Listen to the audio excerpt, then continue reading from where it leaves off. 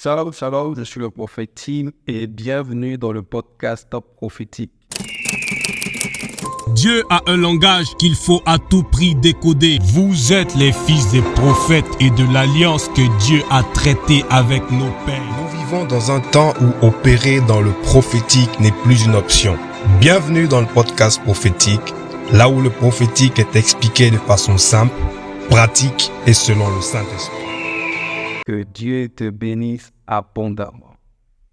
Commençons par la prière. Père, conduis-nous. Saint-Esprit, sois au contrôle de tout ce dont nous allons parler maintenant. Je prie qu'à travers ces épisodes, que tu lèves une génération prophétique, que tu répondes aux questions que quelqu'un se posait sur le prophétique, sur sa vie, au nom puissant de Jésus. Merci de nous édifier dans le nom puissant de Jésus. J'ai prié. Amen. Que Dieu te bénisse abondamment, Excellence. Nous sommes toujours sur notre thème, l'appel de Dieu. Dans l'épisode précédent, nous avons vu les fondamentaux de notre appel.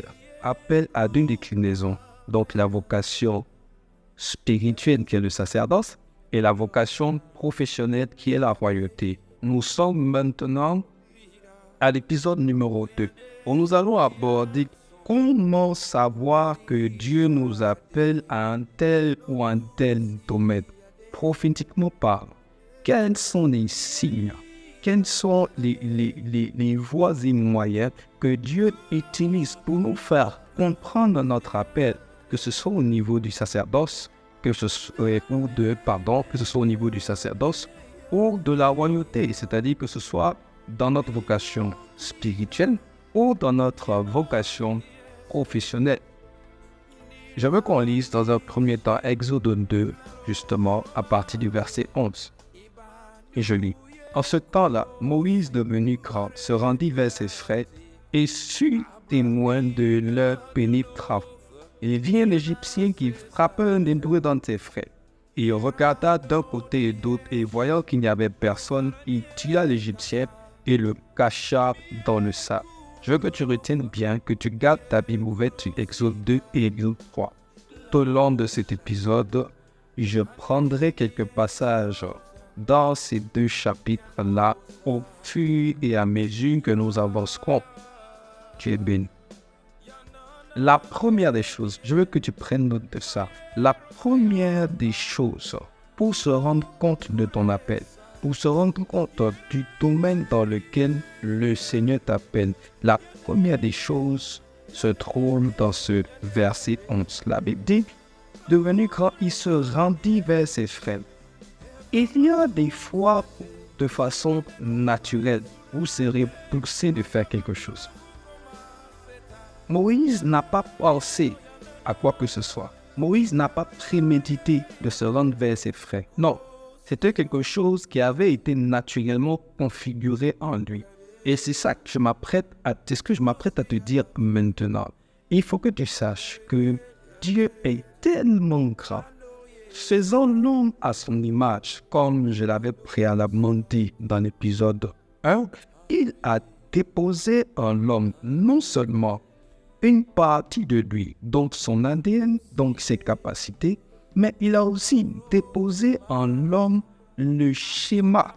Il a déposé en l'homme une sorte de schéma, une sorte de schéma, une sorte de boussole.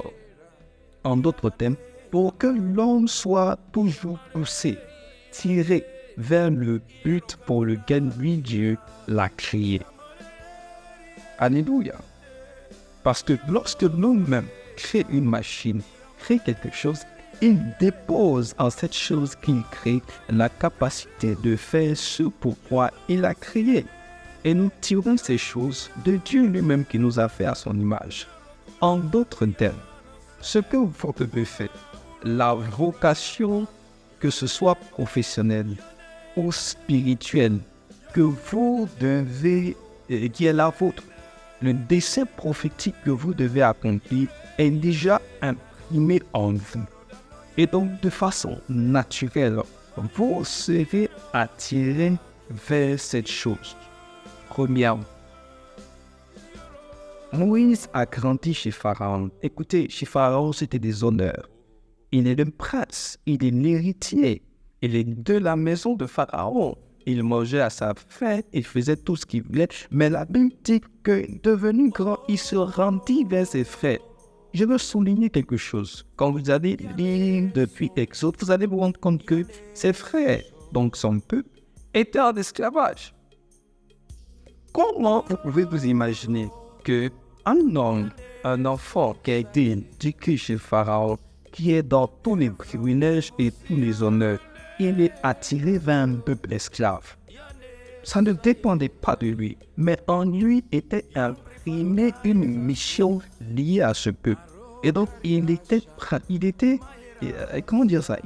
sans même le vouloir, en fait, attiré vers ce peuple.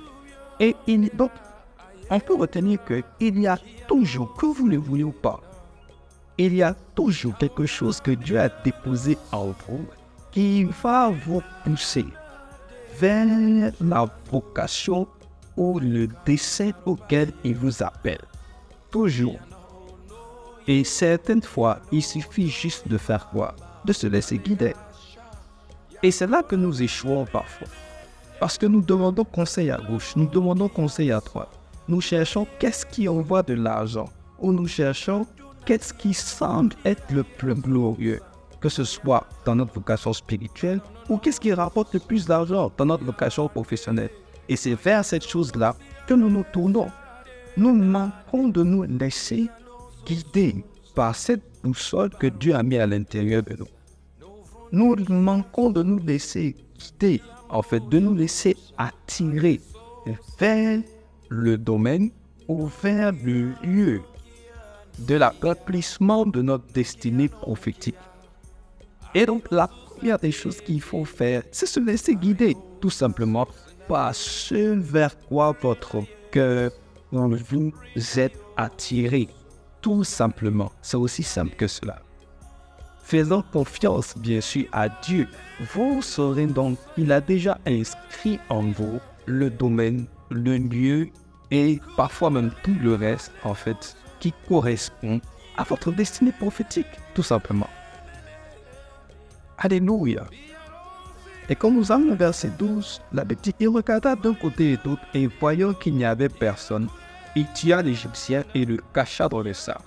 Il sortit le jour suivant, et voici, 2 Hébreux se querellaient. Il dit à celui qui avait tort, pourquoi frappes-tu ton prochain?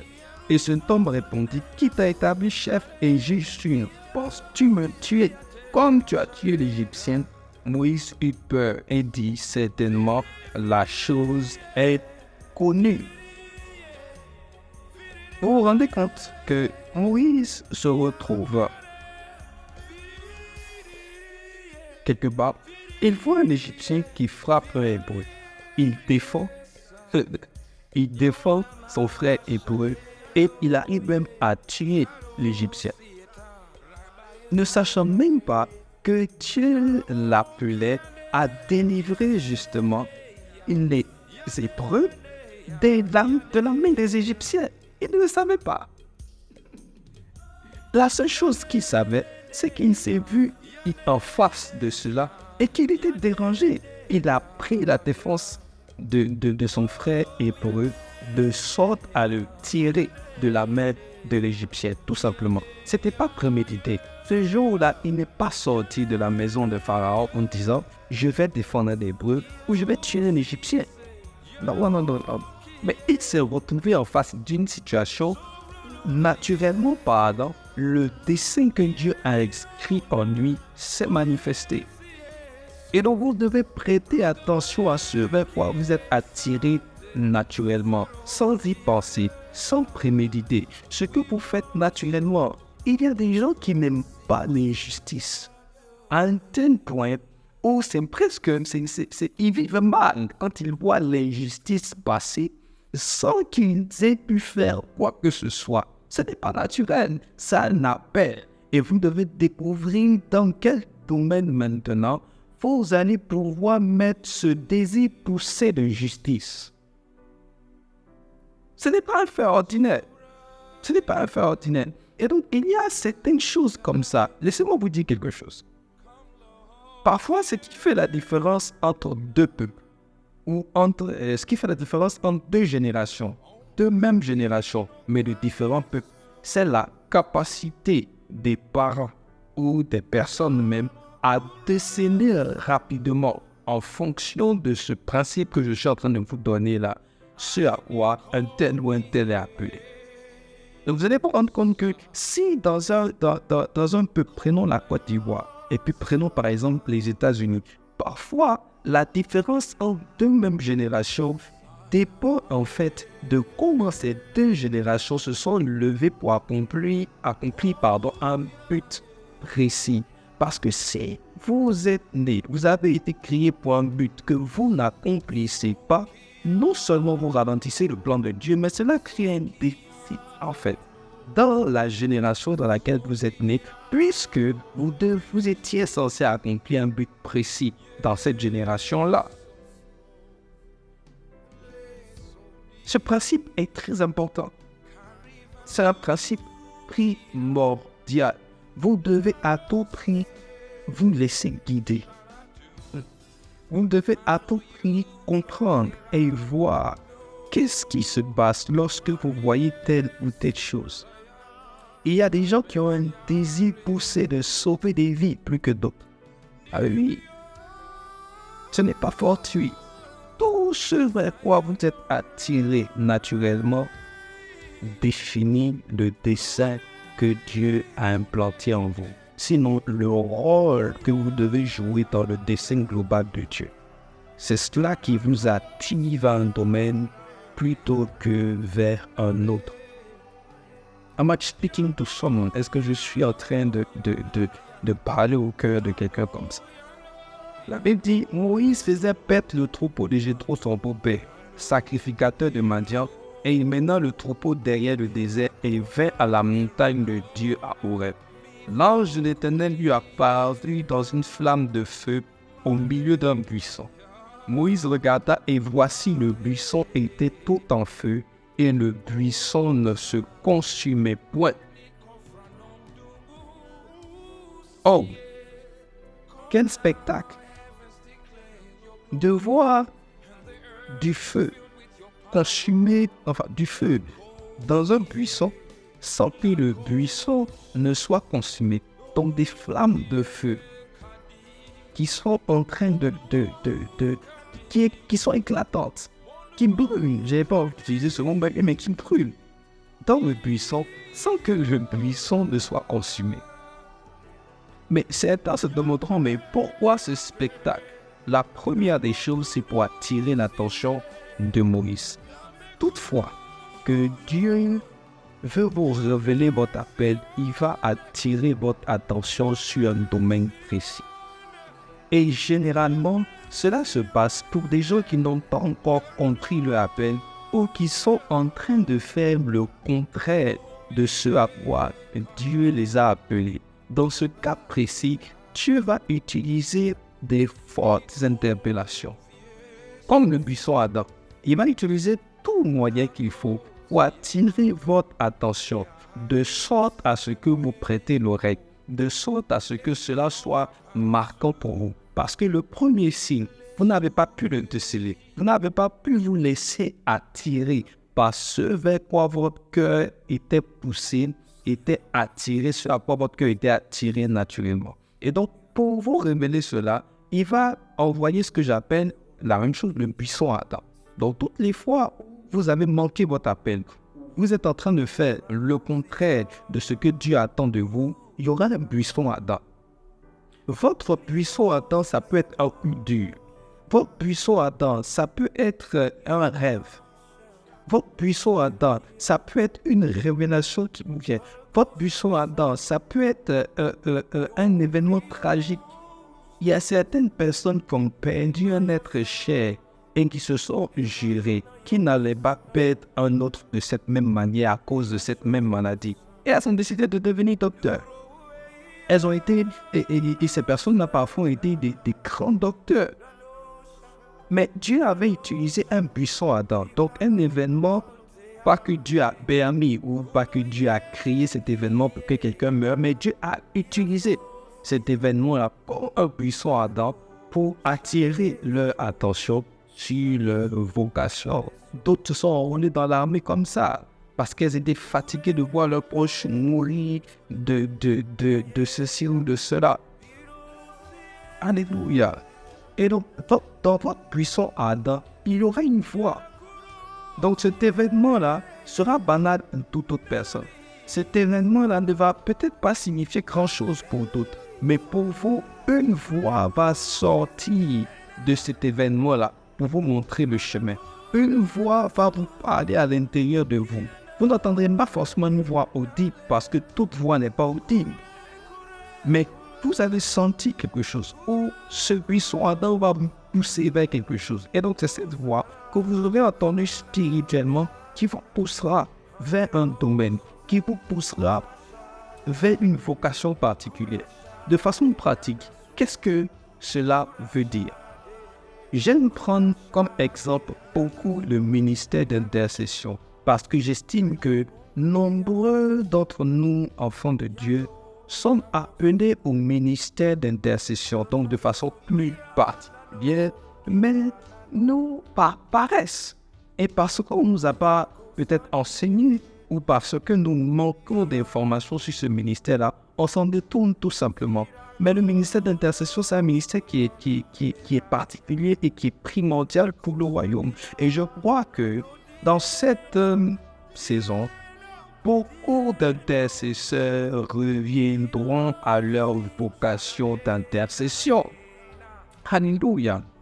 Because that's important. Parce que c'est tellement important. Il y a des docteurs en ce moment qui sont censés être des intercesseurs, mais qui ont laissé la vocation. Il y a des personnes qui viennent à l'église, qui ne veulent pas faire, qui ne veulent toucher à rien, mais pourtant Dieu les appelle à l'intercession. Il y a des gens qui ne font que pleurer et prier pour eux-mêmes, alors que Dieu les appelle à prier pour d'autres. Donc je disais, mais de façon pratique, à quoi est-ce que cela, de façon pratique, comment on peut expliquer cela? Vous êtes là et vous vous rendez compte que vous n'avez presque jamais envie de prier pour vous. Il y a des gens à qui ça arrive. Ils ont des situations, ils ont des problèmes, ils ont un bon nombre de choses. Mais alors qu'ils se mettent à genoux pour prier, ils n'ont même pas la force de présenter un seul de leurs sujets. C'est Dieu qui est en train d'utiliser l'étape numéro 1 pour les pousser vers la vocation spirituelle d'intercession. Et parfois, ils doivent le comprendre. Et certains intercesseurs l'ont compris de la façon la plus difficile. C'est-à-dire que, ils ou elles n'ont pas compris que Dieu les poussait à intercéder. Ils ont remis à demain à chaque fois. Quand un événement tragique est arrivé, quelqu'un est mort à côté d'eux, quelqu'un est mort dans l'environnement, ou quelqu'un a eu un malheur quelque part, un malheur qu'ils avaient déjà vu auparavant. Parce que oui, certains intercesseurs voient des choses avant qu'elles n'arrivent. On va en parler. Je vous ai dit qu'il y aura beaucoup de mystères dans ce podcast. Et je ne sais pas pourquoi, mais je suis poussé de vous parler beaucoup plus de la vocation d'intercession. Beaucoup plus poussé de vous parler de la vocation d'intercession. L'Esprit de Dieu est en train de me pousser vers ça. Je crois que l'Esprit de Dieu veut parler à un intercesseur ici. La première des choses pour un ministère d'intercession, une vocation spirituelle d'intercession, c'est que vous allez voir que, comme je l'ai dit tout à l'heure, vous vous mettez à genoux, vous essayez de prier pour vous-même et vous n'arrivez pas. Il n'y a que des mots, il y a des pensées qui vous viennent. Vous pensez à un ami, vous pensez à un membre d'une famille, vous pensez à un frère, vous pensez à une soeur, vous pensez à un membre d'une famille alliée, vous pensez à un pays, oui, parce qu'il y a l'intercession pour les nations. Mais à chaque fois que vous voulez présenter vos problèmes, certains même sont remplis de l'onction, remplis de l'esprit, ils commencent à pleurer sur le sujet d'autrui, jusqu'à ce qu'ils aient épuisé le sujet. Après, ils se relèvent et ils se disent, mais j'étais à genoux pour prier pour moi. Finalement, mon sujet, je ne l'ai jamais présenté. C'est l'une des premiers signes par lesquels vous pouvez déterminer que vous êtes appelé à une vocation spirituelle, donc de votre sacerdoce, d'intercession. tout simplement. La deuxième des choses, je l'avais entamé tout à l'heure, c'est les prophéties. Donc, vous voyez des choses, des prophéties et des paroles de connaissance. Oui, les intercesseurs ont beaucoup de prophéties et de paroles de connaissance, surtout dans les songes. Je vais m'expliquer. Et vous allez voir, par exemple, que vous êtes là et il y a des gens qui vont faire un rêve qu'une telle personne va mourir. Ou une personne va faire un rêve qu'une telle personne est malade. Souvent, la personne ne lui a jamais dit qu'elle était malade, mais elle reçoit ça. Et la plupart vont se lever pour aller dire à l'individu, tu vas mourir, j'ai vu ça, il faut bien prier. Hein? C'est incroyable. Dieu t'a montré ça parce que c'est ton buisson à dents. Pour te montrer que tu dois intercéder. Pour que tu ailles dire à la personne qu'elle intercède bien parce qu'elle doit mourir ou parce qu'elle a vu une maladie. Vous voyez, donc, ils ne savent pas. Donc, ils vont avertir la personne ou ils vont faire peur même à la personne alors que Dieu leur avait montré pour qu'ils puissent fléchir genoux. Et donc, si vous avez l'habitude de voir certaines choses sur certaines personnes, des choses passées, des choses présentes ou des choses qui sont censées arriver, ce n'est pas tout de suite parce que vous avez été appelé comme prophète ou comme prophétesse. Ça n'a rien à voir. C'est parce que Dieu vous attend dans l'intercession, de sorte à ce que le malheur n'arrive pas, ou de sorte à ce que vous intercédez sur des sujets sur lesquels les concernés n'ont pas eu le courage de vous en parler tout de suite. Est-ce que quelqu'un me comprend? Donc, de façon pratique, c'est ça un buisson ardent. C'est l'ensemble des moyens que Dieu utilise pour attirer notre attention sur notre vocation. Et dans le cas précis, je parlais d'une vocation spirituelle. Il y a le cas aussi des vocations professionnelles. Vous allez voir que certaines personnes ont la capacité de mettre en œuvre certaines solutions. Parfois, des solutions ne les concernent même pas, ne les concernent même pas, mais concernent d'autres personnes. Mais ils ne savent pas pourquoi. Hormis l'argent, ils ne savent pas pourquoi. Ils ont envie de mettre en place des solutions. Prenons juste le cas des VTC. Vous vous rendez compte qu'avant que les VTC ne naissent, avant qu'il y ait des applications pour qu'on puisse commander, etc., on doit se rendre en bordure de route, c'est-à-dire aller trouver le taxi là où il est et lui indiquer notre destination. Il a fallu que des hommes, il a fallu que des gens qui pensent solution puissent dire que, mais attendez, on ne va pas aller à chaque fois vers le taxi. Mais il peut y avoir des contraintes qui font en sorte que on ait envie que le taxi vienne à nous, comme le fait d'avoir un certain nombre d'affaires en fait. Et il va créer une solution, de sorte à ce que le VTC vienne à nous. Croyez-moi, ça vous semble pour des entrepreneurs, ça semble basique. Oui, créer des solutions. Mais il y a des gens qui, quand on prend le système de VTC, ne penseront jamais à un système de solution pour que le taxi vienne à nous et pas que nous allions au taxi. Il y a des gens qui le feront jusqu'à la fin des temps. Ils auront toujours au taxi. Ils n'inventeront jamais une solution qui va faciliter la vie de tous, même pas. Mais il y a des gens, peut-être, qui ont déjà même une voiture, donc qui ne sont même pas concernés par le fait d'aller au VTC ou que le VTC vienne à vous. Ils ne sont même pas concernés, mais ils vont penser à cette solution pour tous. Pas même à cause de l'argent primordialement. Non. Mais ils vont d'abord penser à une solution pour tous. Vous voyez, ça c'est l'exemple d'un buisson ardent d'une vocation professionnelle. Donc il ne sait pas pourquoi, mais il est tout le temps en train de concevoir des solutions pour les autres, même parfois quand lui-même n'est pas concerné. Attention, il peut être concerné aussi par les solutions, mais pas forcément. Vous avez des gens qui viennent de familles aisées, pour faire école de commerce, ils ont tout le nécessaire. Mais ils vont nous dire non, je veux faire telle chose, je veux aller aider les réfugiés dans telle zone, et ses parents vont être désespérés. Ils disent, mais qu'est-ce que tu as? Et ce n'est pas de ta faute. C'est là qu'il trouve son bonheur, parce que c'est quelque chose qu'il ne peut expliquer, qu'il doit suivre. C'est ça, un buisson ardent. Et vous devez suivre ce buisson ardent. Tout ce qui vous intrigue, c'est Dieu qui vous parle, en fait, par cet élément-là, pour attirer votre attention sur ce à quoi il vous appelle dans la vie professionnelle. Là, nous sommes en train de parler. Et votre buisson attend peut-être toute autre chose. C'est pour ça que vous devez prier, pour dire à Dieu, mais là où tu m'as parlé, là où tu as fait venir un buisson Adam, là où tu as mis des choses naturellement en moi, que j'ai laissé tomber, que je n'ai pas vu, que je n'ai pas suivi, ramène-moi sur le bon chemin. Vous ne devez pas choisir votre vocation professionnelle parce que les gens ont dit qu'il y a de l'argent dedans ou que parce que vous voulez faire comme quelqu'un. Votre vie est bien trop précieuse pour choisir en fait tout un dessin basé sur faire comme quelqu'un d'autre. Non. Et si vous faites ces choses-là, vous raterez le but pour lequel Dieu vous a. C'est ça l'importance du buisson ardent.